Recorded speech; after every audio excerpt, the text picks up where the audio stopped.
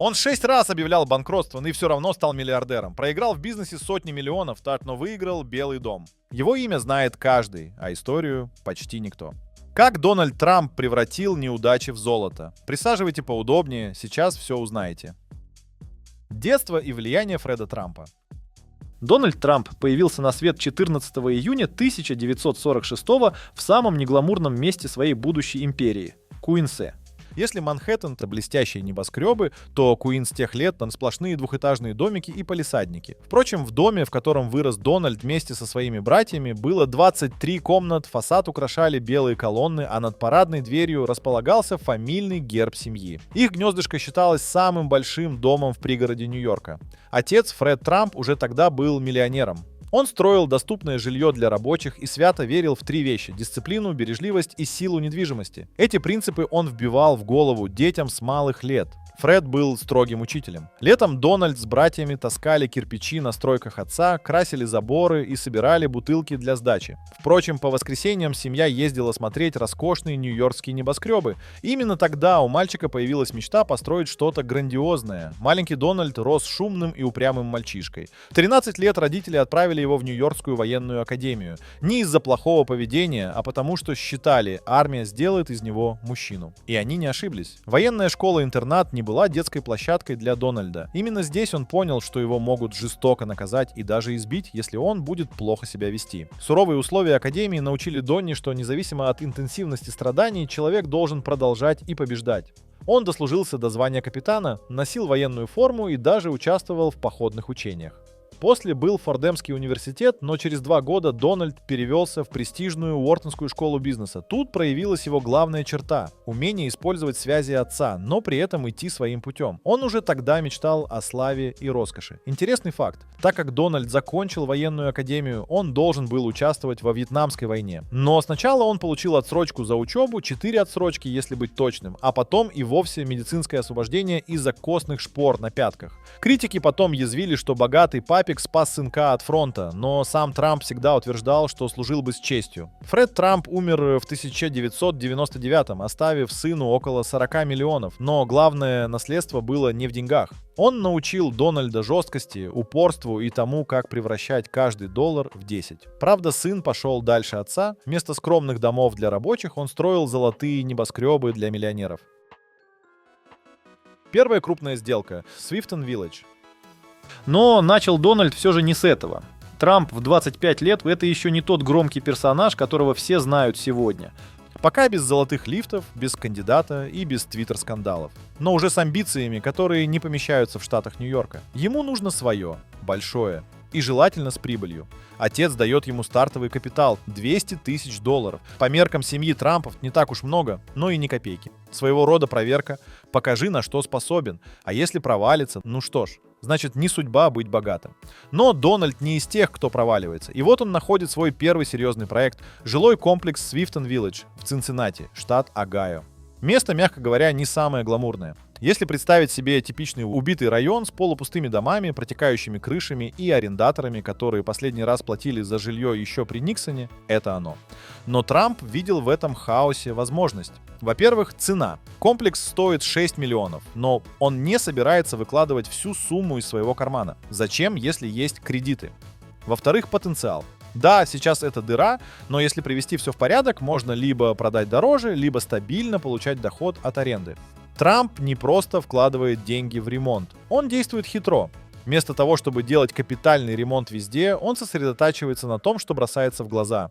Подъезды красятся, таблички меняются, двор хоть как-то приводится в порядок. Все, что не видно с первого взгляда, остается как есть. Зачем переплачивать? Затем самое важное – арендаторы. Трамп понимает, что главная проблема Свифтон Виллидж – это не дырявые трубы, а недисциплинированные жильцы. Он ужесточает правила, выгоняет тех, кто не платит, и постепенно заполняет комплекс более платежеспособными людьми.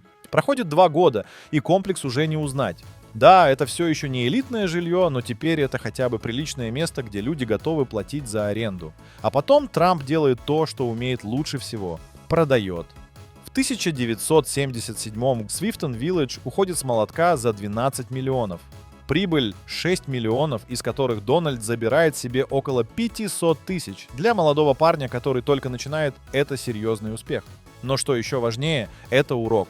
Первый, деньги можно делать даже на том, что другие считают хламом. Второй, кредиты – твои лучшие друзья, если умеешь ими пользоваться. И третий, самое главное – это подача. Даже самая простая вещь может выглядеть дорого, если правильно ее упаковать. Swifton Village стал для Трампа трамплином, теперь он знает, что может зарабатывать большие деньги, и он уже смотрит на Манхэттен. Создание бренда Трамп. Недвижимость Манхэттена.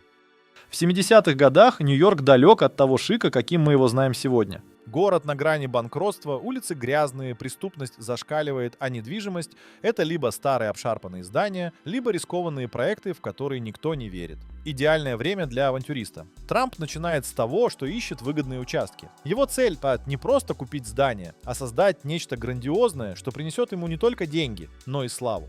Первая серьезная покупка – старый отель «Коммодор» рядом с вокзалом Гранд Централ. Место, мягко говоря, не самое гламурное. Отель выглядит так, будто его последний раз ремонтировали еще до Второй мировой.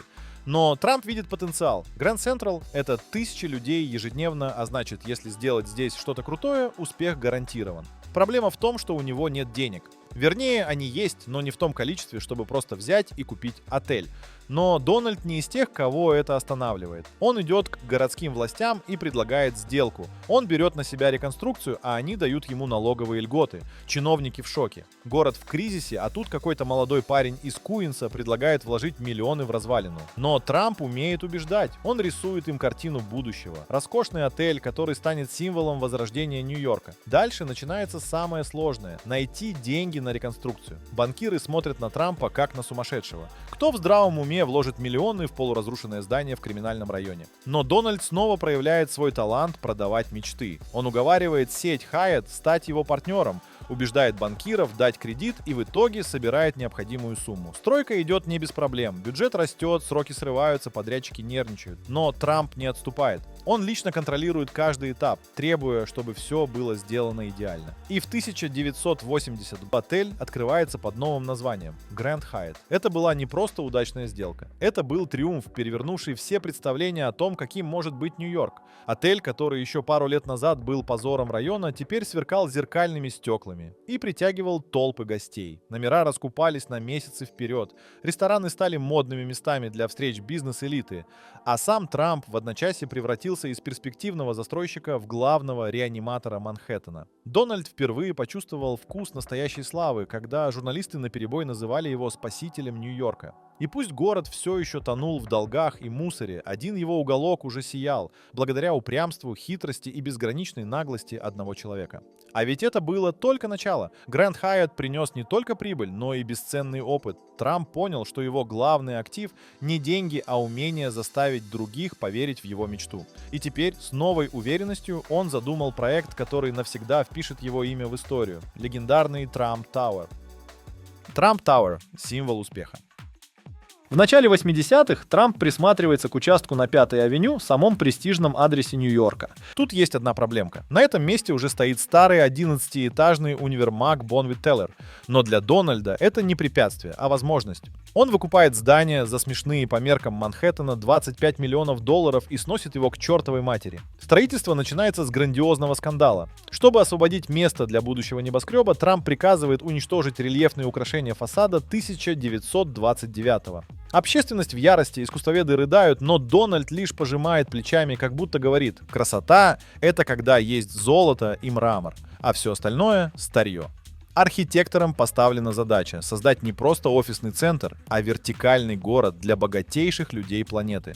68 этажей розового мрамора, зеркального стекла и позолоты. Лифты с водопадами. Атриум высотой с 5-этажный дом. И главное, огромными буквами «Трамп» на фасаде, чтобы даже слепой понял, чье это творение. Финансирование проекта – отдельная комедия. Трамп, как обычно, играет в свою любимую игру «Чужие деньги». Он убеждает банкиров, что это будет самое дорогое здание в истории Нью-Йорка, хотя пока есть только котлован. Уговаривает будущих арендаторов купить помещения, которых еще не существует.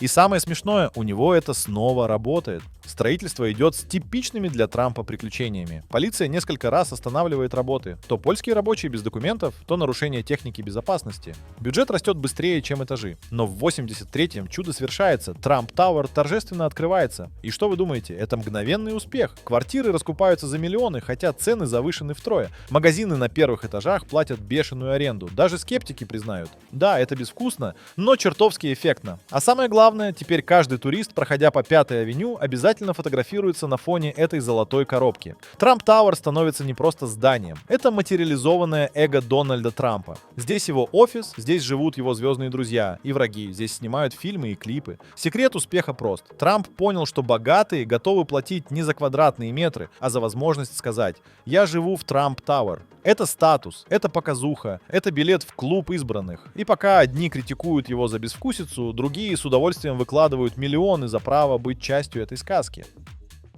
Казино и азартные игры Атлантик-Сити. К началу 80-х Дональд Трамп уже был королем нью-йоркской недвижимости, но ему этого казалось мало. Он хотел новых высот, новых рисков и, конечно, новых денег. И тут его взгляд пал на Атлантик-Сити, город, который тогда пытался стать американским Лас-Вегасом, место, где можно было легально играть в казино. Идеальный плацдарм для нового завоевания. Атлантик-Сити в те годы представлял собой грустное зрелище. Когда-то роскошный курорт теперь превратился в унылый городок с потрепанными отелями и полупустыми пляжами. Власти Нью-Джерси отчаянно пытались его оживить, разрешив азартные игры, но пока что из этого ничего путного не выходило. Трамп, однако, разглядел в этом хаосе возможность. Он понимал, что люди готовы ехать куда угодно, если предложить им достаточно гламура и развлечений. И он решил построить не просто казино, а целую империю азарта под своим именем. Первым делом нужно было получить лицензию. Это оказалось не так-то просто. Комиссия по азартным играм с подозрением относилась к нью-йоркскому выскочке. Но Трамп, как всегда, нашел подход. Он нанял лучших лоббистов, пообещал тысячи рабочих мест и в итоге получил заветное разрешение. Строительство первого казино Трамп Плаза началось в 1982 году. Проект был амбициозным. Роскошное здание с игровыми залами, ресторанами и концертным залом. Первые месяцы были успешными. Толпы посетителей, большие выигрыши и восторженные статьи в прессе. Но потом начались проблемы. Оказалось, что управлять казино — это не то же самое, что строить небоскребы. Персонал воровал, конкуренты переманивали клиентов, а долги продолжали расти. Несмотря на трудности, Трамп не сдавался. В 1989 году он открыл второе казино — Трамп Касл. А еще через год купил самый большой в городе отель-казино Тадж-Махал, заплатив за него баснословные $950 миллионов. Тадж-Махал должен был стать венцом его империи, самым большим и роскошным казино в мире. На открытие приехали тысячи гостей, включая знаменитостей. Но праздник быстро закончился. Огромные долги, высокие процентные ставки и жесткая конкуренция привели к тому, что уже через год казино оказалось на грани банкротства. В следующие несколько лет финансовые проблемы только усугублялись. Трампу пришлось отдать половину доли в Тадж-Махал кредиторам, а затем и вовсе отказаться от контроля над своими казино. К началу 2000-х его азартная империя рухнула, оставив после себя горы долгов и множество судебных исков. Но даже этот провал Дональд сумел превратить в победу. Он умудрился сохранить свое имя на зданиях казино, продолжая получать деньги за использование бренда. А когда все три казино окончательно обанкротились, он свалил вину на плохое управление и неблагоприятную экономическую ситуацию. История с казино Атлантик-Сити показала две вещи. Во-первых, даже Трамп не мог всегда выигрывать. Во-вторых, он мастерски умел выходить сухим из воды, сохраняя лицо и репутацию. Этот опыт закалил его и подготовил к новым, еще более грандиозным авантюрам. Ведь впереди его ждали телевидение, политика и самый невероятный взлет в его карьере — пост президента США. Банкротство и возвращение. Дональд Трамп всегда выглядел победителем, но его путь к успеху напоминал американские горки. Головокружительные взлеты сменялись оглушительными падениями. Однако именно в моменты кризиса он демонстрировал свою главную суперспособность — превращать поражения в новые возможности. Игра в банкротство стала для него особой формой искусства. В начале 90-х империя Трампа трещала по швам. Его казино в Атлантик-Сити тонули в долгах, небоскребы пустовали, а личные обязательства достигали $900 миллионов. Ситуация казалась безвыходной, но Дональд нашел нестандартный ход. Он согласился с проблемами. Да, вместо того, чтобы скрывать трудности, он вывел их на первый план, сделав частью своего имиджа. Первое корпоративное банкротство случилось в 1991. Трамп Тадж-Махал, его флагманское казино, не смогло обслуживать долг в $3 миллиарда. Обычный бизнесмен на этом бы закончил карьеру, но Трамп пошел другим путем. Он убедил кредиторов, что без него казино окончательно рухнет, и заключил сделку. Отдал половину акций, но сохранил контроль и 50-миллионное жалование в год. Гениальный ход — провалить бизнес и остаться у руля. Следующие 5 лет стали настоящим марафоном банкротств. Трамп Plaza Hotel, Трамп Castle Casino, даже его любимый воздушный лайнер Boeing 727 все шло с молотка. Но тут проявилась еще одна удивительная черта Трампа – умение перекладывать потери на других. Когда его компания Trump Hotels and Casino Resorts снова оказалась на грани краха в 2000-х, он вышел сухим из воды, оставив инвесторам убытки в 440 миллионов, а себе право управлять бизнесом и миллионные бонусы. Секрет его живучести крылся в 3 правилах. Во-первых, никогда не вкладывать все свои деньги. Во-вторых, заключать контракты так, чтобы ответственность лежала на компаниях, а не на нем лично. В-третьих, всегда оставлять себе козырь, право использовать свое имя, которое даже в самые темные времена оставалось ценным активом. После каждого падения Трамп возвращался с новыми проектами. В 90-х, когда все считали его сбитым летчиком, он неожиданно переключился на строительство элитных жилых башен в Нью-Йорке. Trump World Tower у ООН, Trump Place на набережной. Эти проекты вернули ему статус короля недвижимости. А еще он открыл для себя золотую жилу – лицензирование своего имени. Теперь Трамп красовалась на бутылках воды, галстуках, даже на настольных играх. К 2000-м он снова был на коне, хотя его методы вызывали вопросы. Когда строительство Trump International Hotel and Tower в Чикаго застопорилось, он просто продал проект, оставив новым владельцам все проблемы. А когда университет Трампа обвинили в мошенничестве, он заплатил 25 миллионов отступных и продолжил, как ни в чем не бывало. Финансовые эксперты до сих пор спорят, гений Трамп или везунчик. 6 корпоративных банкротств — это рекорд, который сломает любого. Но Дональд не просто выжил, он каждый раз становился сильнее. Его секрет прост. Он понимал, что в современном бизнесе важно не то, сколько ты потерял, а то, как ты это преподнес. И уж в этом он был настоящим мастером. Эти кризисы закалили его и подготовили к главному приключению жизни — президентской гонке. Ведь что такое политика, если не еще один рискованный бизнес, где можно ставить на кон все, кроме собственного имени? Но это уже совсем другая история. Итак, что мы вынесли из этой истории? Деньги любят шум. Можно строить небоскребы, казино или даже президентскую кампанию. Главное, чтобы твое имя было везде. Лучше золотыми буквами. Банкротство, да, не конец, а пиар-ход. 6 раз падал, не проблема. Главное, каждый раз вставать с новым скандалом и еще большей уверенностью в себе. Папа научил копить, но Дональд выбрал тратить. Правда, так ярко, что эти траты превращались в инвестиции. Даже банкротство. Трамп доказал, успех — это не только цифры на счету, но и умение продать свою легенду. Даже если эта легенда иногда напоминает дешевое реалити-шоу. Мораль? Хотите разбогатеть? Начните с самоуверенности, добавьте щепотку авантюризма и никогда не признавайте поражений. А еще не забывайте отдавать должное чужому труду. Ставьте лайк и подписывайтесь.